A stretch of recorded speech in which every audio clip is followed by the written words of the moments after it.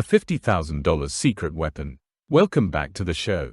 Today, we are diving into a principle that sounds incredibly simple, yet it's the downfall of so many promising careers and relationships. If you ignore this, you are heading for trouble. Let me tell you about Jim Farley. Jim never went to high school, but by the time he was 46, he had honorary degrees from major universities. He was the chairman of the Democratic National Committee and the Postmaster General of the United States. What was his secret? It wasn't book smarts, it was people smarts. Jim Farley had a system. By the time he entered politics, he could call 50,000 people by their first name. Why does this matter? Because Jim understood a fundamental truth about human nature: the average person is more interested in their own name than in all the other names on earth put together. Think about it. When you take a group photo, whose face do you look for first? Your own. A person's name is their identity. It's what sets them apart from everyone else. When you remember it, you pay them a subtle, powerful compliment.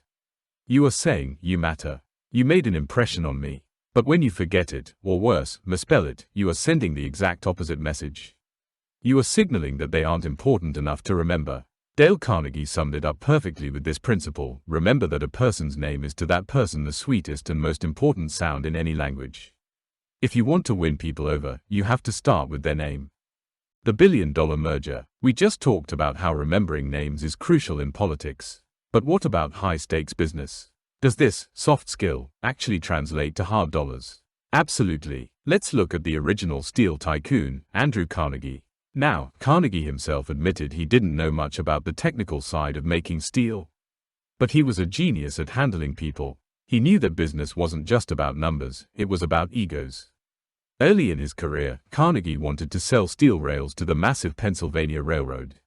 So, he built a huge new steel mill in Pittsburgh. But he didn't name it after himself. He named it the Edgar Thomson Steel Works. Why? Because Edgar Thomson was the president of the Pennsylvania Railroad. When Thomson saw his own name on that massive factory, guess who got the contract? Later, Carnegie wanted to merge his company with the Pullman Palace Car Company. The owner, George Pullman, was resisting the idea. They were fierce rivals. One evening they met, and Pullman asked, "If we merged, what would the new company be called?" Carnegie didn't hesitate. He said, "Why, the Pullman Palace Car Company, of course." Pullman's face lit up. "Come into my room," he said. "Let's talk it over." That simple act of using Pullman's name made the history-making merger happen. People are incredibly proud of their names. They build libraries and museums just to keep their names alive. If it works for billionaires and tycoons, imagine what using this magic can do in your daily business interactions. How to actually remember. Okay, so we know remembering names is powerful. We know it wins votes and closes massive deals.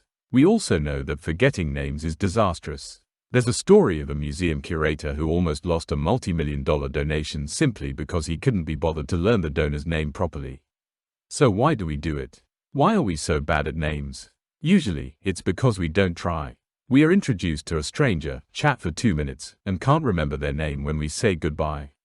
We are too busy thinking about what we are going to say next, rather than listening to them.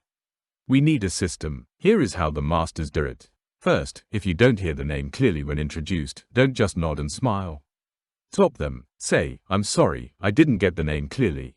If it's an unusual name, ask them how it's spelled. People are usually flattered that you care enough to get it right. Second, say the name over and over during the conversation. "That's interesting, Sarah. What do you think about that, Sarah?" In your mind, associate their name with their face, their features, or their job. Finally, when you get a chance, write it down. The act of writing it helps cement it in your memory. It takes effort. It requires what Emerson called petty sacrifices of your time and attention.